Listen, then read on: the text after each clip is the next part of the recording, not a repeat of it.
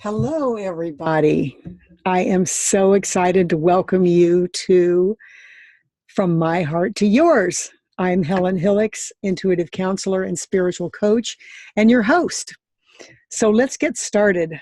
Today, we're going to talk about how to stop being angry and stop punishing yourself and others. And oh my God, what a challenge that is. Who doesn't have problems being angry and punishing other people when you're pissed off, or punishing yourself when you feel you've done something wrong?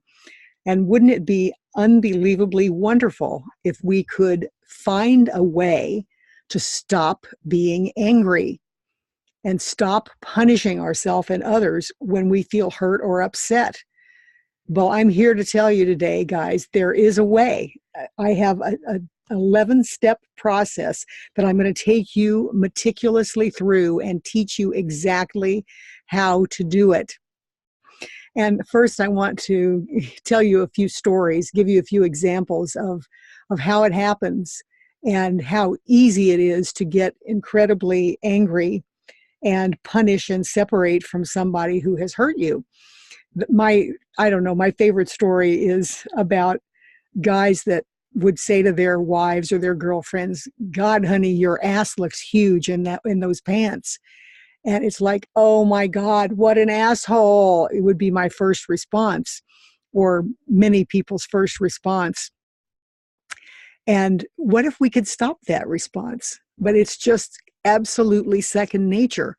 When somebody says something to us that upsets us or triggers us in some way, we just go berserk. We just go berserk, and we don't want to be logical or reasonable. We don't want to stay connected to that person. We want to entitle ourselves to just be furious and to do what? To punish them. And how do we punish them? Well, let's take that situation. Maybe most people don't do that anymore, but I think we all do say stupid things to each other sometimes. So we're going to stick with that example, even if it's kind of silly. And let's just take that example. The woman then would do what? She would either scream and yell back at him about what an idiot he is and how mean he is, and how dare he say such a thing or whatever, or she might cry or withdraw or be hurt and pull away from him. And well, there's not going to be any connection in that household tonight or anytime soon. And she might say, "What the hell are you saying that for?" And he'd say, "Well, I'm just telling you the truth, honey. I didn't want you to go out of the house looking like that." Whatever he might say back as a defense, he's probably knows now he completely blew it. And she is going to punish him for that. And this is absolutely human nature. It's what we do when somebody does something that we don't like. We want to punish them. Another example would be a child who does something that the parent calls disrespectful. And oh my gosh, I'm so tired of hearing people use that word disrespectful. It's like we pull that out whenever we don't like what the other person is doing. We want to call it disrespectful. Well, what does that even mean? Honestly, I don't even know what disrespectful means. It's like I'm supposed to do whatever you say. I'm supposed to kowtow to you. I'm supposed to let you dominate things. And I just don't even know what it means. But it's used all the time, especially parents say it to their kids. "You're being so disrespectful to me." Well, doesn't that really mean, like I said before, doesn't that really mean that the kid is not doing what the parent wants? Isn't that all it means? So let's see if we can, that's just an example of how that happens in that situation also, that the parent then would say, "Okay, you've got to have a consequence. You got to have a consequence for treating me disrespectfully." And what would that consequence be? Well, send them to their room would be the least objectionable consequence. It could be somebody spanking them. It could be yelling and screaming at them about what little jerks they are. And, don't they know the meaning of respect and blah, blah, blah. Whatever it is, it's going to be punishment. It's going to be punishment for whatever the child did that the parent didn't like. And it could be something as neutral in a way as not making a good grade on a test. Now, that wouldn't be necessarily something the parent would say they're being disrespectful about, but it could be, didn't you study? What's the matter with you? Your priorities are all wrong. You're on your video games too much. Whatever it is, again, the energy is angry and punishing and not effective. Now, let's go back for a second and look at both of these examples.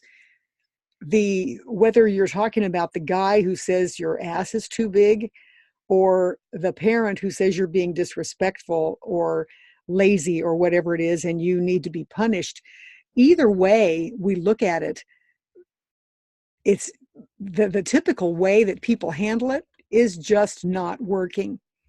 How many times has a guy or a woman said something hurtful to their partner, and the partner pulls away, gets angry, whatever it is, wants to punish you for what you said wrong?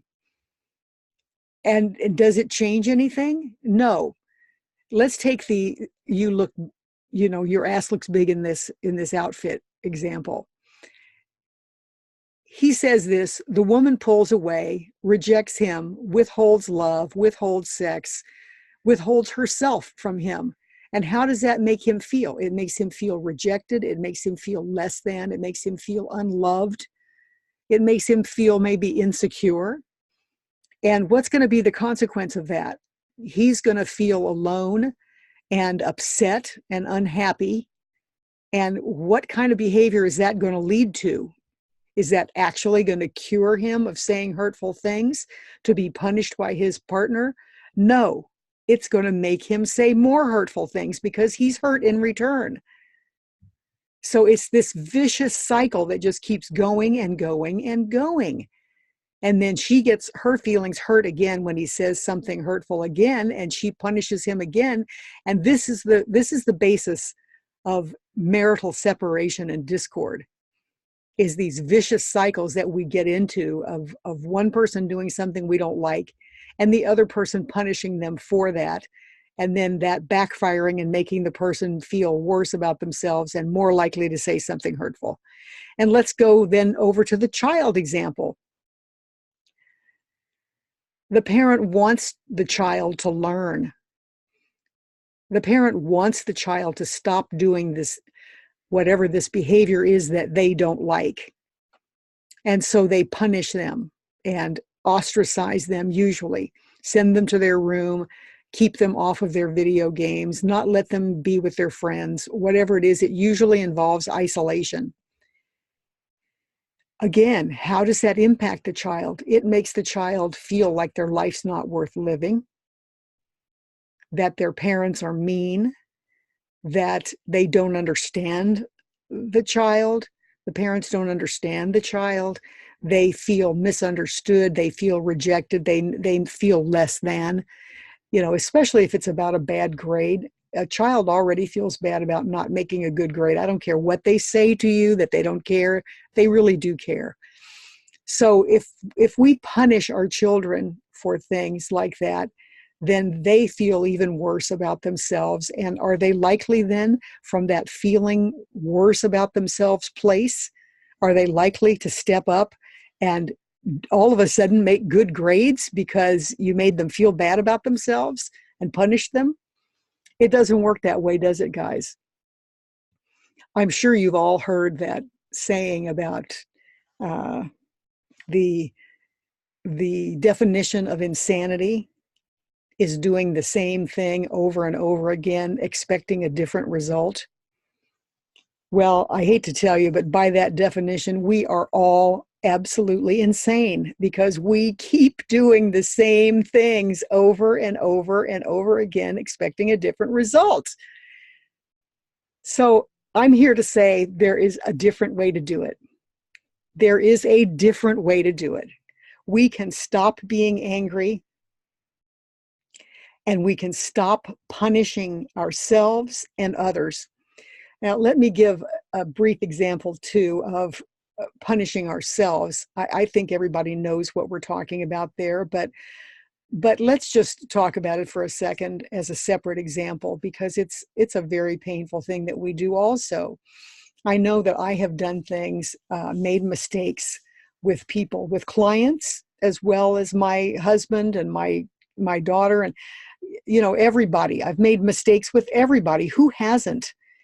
And that ego voice inside of us just goes at it when we make a mistake and we know we've hurt someone that we care about. Oh, it is the most painful thing in the world. And we beat ourselves up. What a dumb shit you are. Oh my God, how could you be so stupid? Oh, can't you ever do anything right? I mean, and it goes on and on and on. I took a leadership program recently called Ascension Leadership Academy, and one of the things they said, I think it was on the very first day, and I may have the numbers wrong, but the energy of it is still shocking, that 90% of the communication that goes on between us, between us and the world, goes on inside our own heads. 90% of the communication that we experience in a day goes on in our own head with ourselves. And that 70% of that communication with ourselves is negative. Wow, that kind of blew my mind. And again, I may not have the numbers exactly right, but you get the picture. It's shocking and painful. And that's because we're punishing ourselves. We're punishing ourselves all day long for the mistakes that we make. So I want you to really, really pay attention, guys, to these 11 steps of how to stop being angry and punishing ourselves and separating from people, and punishing others too, and separating people from people that have hurt us or upset us. Let me say that over again. I want you to really pay attention to the 11 steps to show us how to stop being angry and stop punishing ourselves and others. Okay, let's start at number 1. Number 1 is acknowledging that you're reacting. Now, that may seem like a duh, but it is not a duh. I was just talking to a client tonight who got into, punishing her new boyfriend because he said something she didn't like, and she just went off on him. And I asked her, I said, did you not have even a moment when you were aware that something wasn't quite right about what was happening? And she said, honestly, no, I did not have even a moment of awareness. I was just carried away by my emotions. And so this is so important, guys. This is, and I've got lots of tools to share. I'll be sharing lots of different tools on this podcast. But every one of them starts with the first step being awareness that something isn't right. Allowing ourselves to be aware of that little voice inside our heads. And sometimes it's a screaming voice that we're trying not to pay attention to, but sometimes it's just a little sparkle in there, that just a little inkling that something isn't right with what's happening right now. So listen to that voice, whether it's a scream or it's a little tiny whisper. Listen to that voice, develop that awareness, that ability to listen to that voice, and develop the voice and develop the ability to listen. Because acknowledging that you're reacting to what they said or did is the first step. That acknowledgement that you're reacting. Big, big thing to acknowledge that.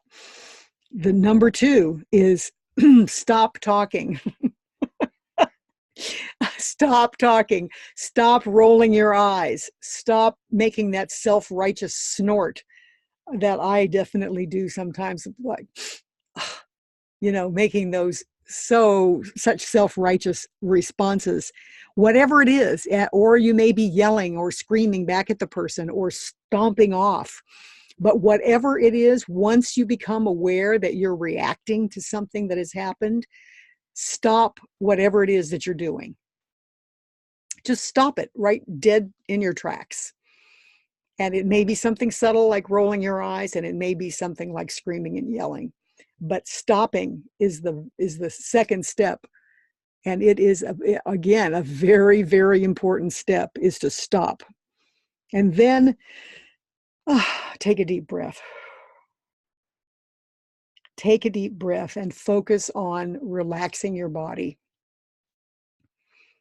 You may still be just whirling, yelling, freaking out in your head, but just focus on taking a breath and relaxing your body. And that pause that you take is a very, very powerful tool. Very powerful tool to take that pause. The fourth step, connect to yourself. Get centered. After you take the pause, then go into the active behavior of connecting to yourself, consciously talking to yourself, connecting to yourself, calming yourself down. And for me, a very important part of this is connecting to higher consciousness.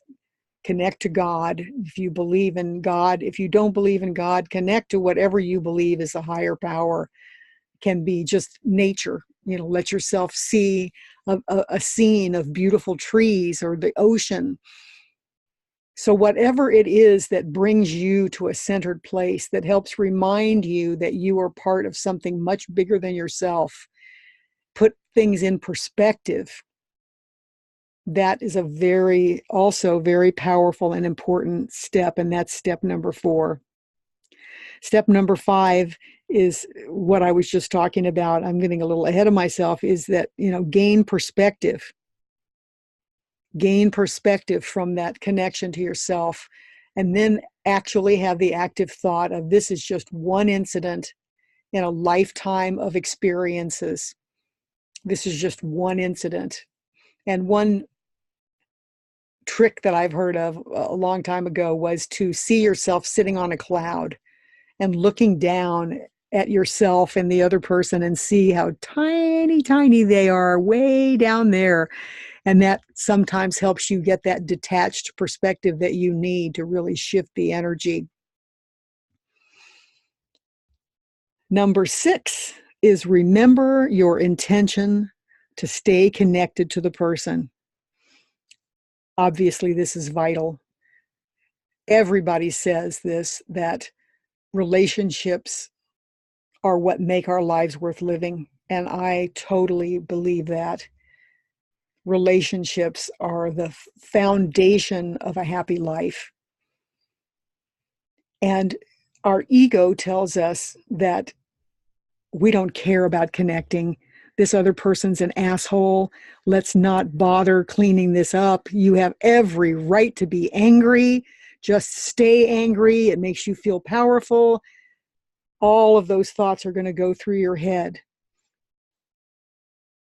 But we are committed to remembering that our intention is to stay connected to that person. And the 7th step is reminding the ego that being right or proving that the other person is bad or wrong or mean does not help the relationship, does not make me a happier person. It's not going to work. It's just going to make me miserable. And I don't want to be miserable. I want to be connected to my husband or my daughter or my client or my student or whomever, my boss, whoever it is. I want to be connected to that person. And the ego telling me that I'm right is not going to take me anywhere but distant, separated, and isolated. So we have to remind ourselves that the ego is trying to get us to be right or to prove that the other person's bad, but it does not make for a good relationship.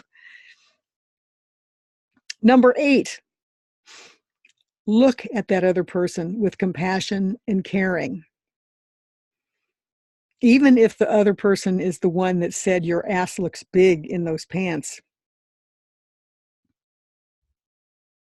look at them with compassion and caring and realize that there's something underneath that comment. Something underneath that comment, and you'll already see the energy beginning to shift.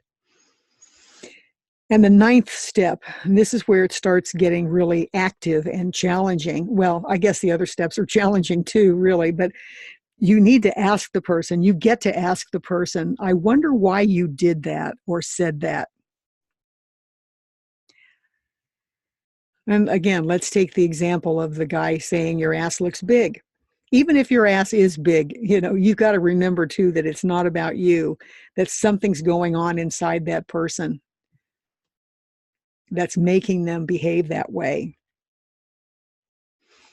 Now, that should probably be a step of its own, but that comes under, gaining perspective that this is one incident, reminding the ego that proving that you're right does not make a good relationship. You have to remind yourself that whatever their reaction is, it's not about you. There's something going on inside that other person. And that's why step number 9, you begin the process of asking the person, I wonder why you said that. I wonder why you did that. And you're beginning to give them the chance to take responsibility for their actions, to look inside themselves and see what it was that caused them to say that. And let's, again, take the situation between the man and the woman. And you can say, I wonder why you said that, honey. I wonder why you said I look bad or I look fat. And he can say, well, I just trying to be truthful. You do look fat in that. Your ass does look big. And again, you need to challenge yourself to stay neutral and realize it's not about you. And you then get to respond, honey, this is not like you. This is not my sweet, loving husband who makes me feel pretty and who's affectionate with me and who makes me feel that my body's beautiful and that you want me. This is not like you. And almost always, guys, you can say that to the person because you wouldn't be with that person. Hopefully, you would not be with that person unless they treat you in a loving way most of the time. So you know that it's an anomaly when they lapse into this behavior of saying something hurtful. And so you can challenge them in that way, in a loving way, by saying, this is not you. Something's come up, something triggered you. I don't know what it is. You're feeling a certain way about yourself because this isn't about me. My ass is the same way today as it's been for the last 6 months when you've told me I was gorgeous. So something's up. And usually after prompting a few times, the person will begin to shift and stop defending and start looking. And that brings us to step number 10, which is support the person. Support them to go deep and continue the process of seeing that whatever that hurtful behavior is not their essential self. So you continue the process until you both intuitively feel the truth of what is discovered. Now let's go back to the example of the guy saying that to the woman. What could possibly be underneath him saying such a thing to his beloved partner? Well, maybe he couldn't keep his erection that morning and he feels less of a man. And so he is unconsciously attacking her femininity in order to make himself feel better. That could be so. It could be that he is feeling insecure about his job and again feels insecure about his manhood, his role as provider or contributor to being a provider.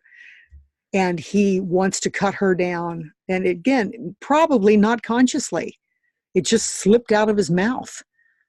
And that's another important thing to remember is so often people don't intend to hurt you, but something kind of just slips out of their mouths and they don't even know why they said it. That's why this process is so important. Rather than punishing the person, help explore what caused them to say that thing. So another possibility is that the reason that he was having trouble performing sexually is because, and he may eventually cop to this during this process of supporting him. Honey, I have to tell you, I've been watching pornography for the last year and I'm addicted to it. And I know that it's affecting our sex life and I feel so terrible about it. I'm so sorry. And it's like, whoosh, all of a sudden the energy totally shifts. And if you, in that moment, then can also remember that it's not about you that he's watching pornography. This is our entire culture, and that'll be the topic for a whole other podcast. But our entire culture, makes men believe that their sexual prowess is their identity, is their power, and is their manhood, and that, this is who they ought to be. And it encourages men to look at pornography. And I've heard so many times clients that come to me saying, my husband's therapist said that all men look at pornography. Well, it's not true. All men do not look at pornography. And even though it's an epidemic in our culture, it's a very sad situation because it acclimates the man to a fantasy world where the woman always wants him. He never has to pay attention to the woman's feelings. It's just all crazy. It's just absolutely crazy. So let's say for a moment that you can not take it personally again, and you can say, I wonder why you turned to pornography.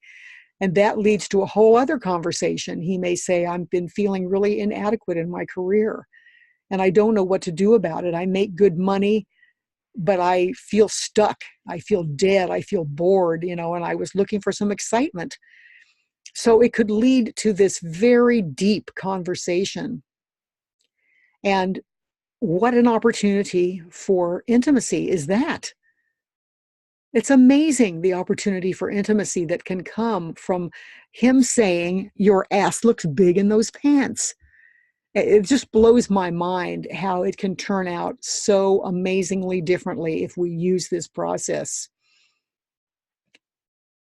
That may end up being one of the most intimate talks that the two of you have ever had. It may turn out that you make some big life choices based on that conversation about what he's going to do with his career. He may go back to school, whatever, whatever it is, it's going to lead to more and more intimate conversations.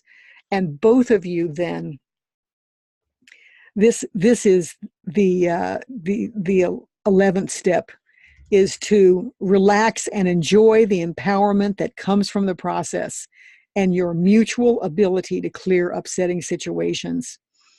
Every time, guys, every time you succeed in using this process with someone, you can relax more and more and feel more and more confident in the relationships that you have.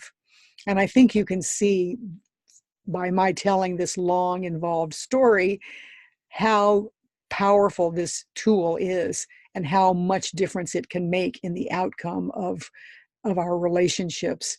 And once you've used this over and over again in situations where one person or the other says something hurtful to the other one, and you, instead of being reactive and punishing and angry, you are supportive and you explore and go deep until you intuitively come to what is the real reason that comment flew out of that person's mouth.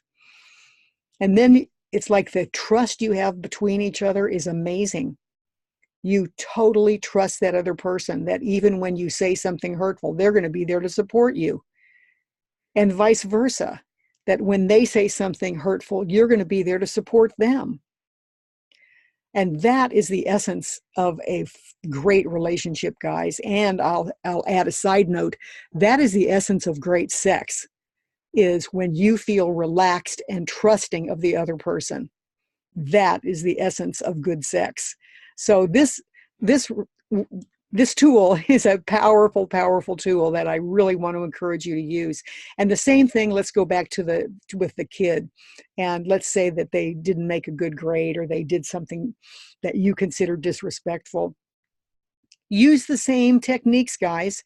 Take a pause, stop yourself, get centered, remember your intention to stay connected to your child, and start this process of not taking it personally and exploring with them what's really going on.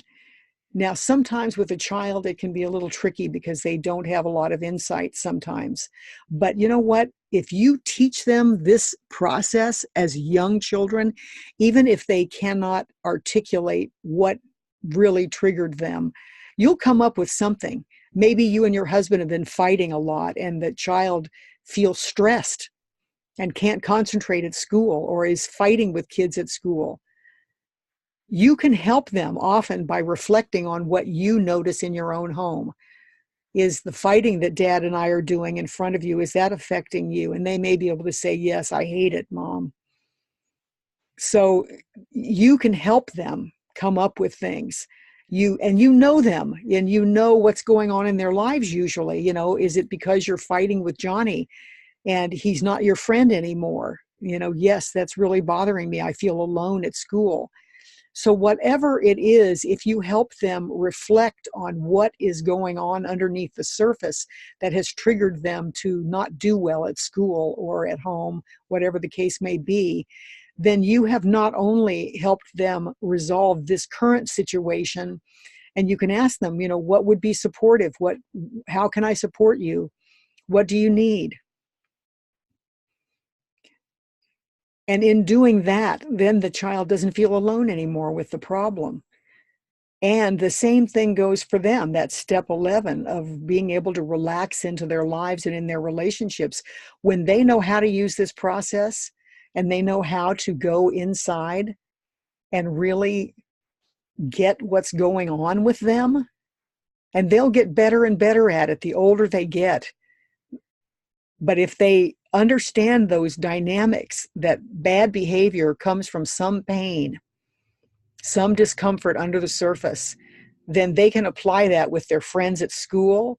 They can use this, I wonder why you said that. This is not like you, Johnny. You're my best friend. And they can keep from going down that cycle of friends who punish one another for the hurtful things they do. And it can change their lives in a very powerful way. So guys, I want you to use these 11 steps. I want you to integrate them in your life. I want you to practice them. I want you to email me at hhillix@yahoo.com and let me know your stories. I really love your feedback.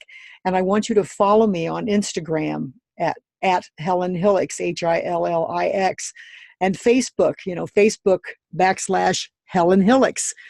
I'm all over the place, and I do live videos on Facebook and Instagram. I post quotes every day to support you and inspiring you. I want to hear from you. If there's a topic that you'd like me to talk about, a question that you have, please email those to me or direct message me on Instagram or Facebook, and I promise you that I will get back to every single listener. And if you like this podcast, please share it out. If you think it will be helpful to others, please share it. And from my heart to yours, I love you, and I'm going to be here every single week to offer you my wisdom, my no bullshit attitude about how to support people, my honesty, my intuition, and my love. And for today, I'm saying thank you and have a wonderful day. And remember that you can make a difference. Love you.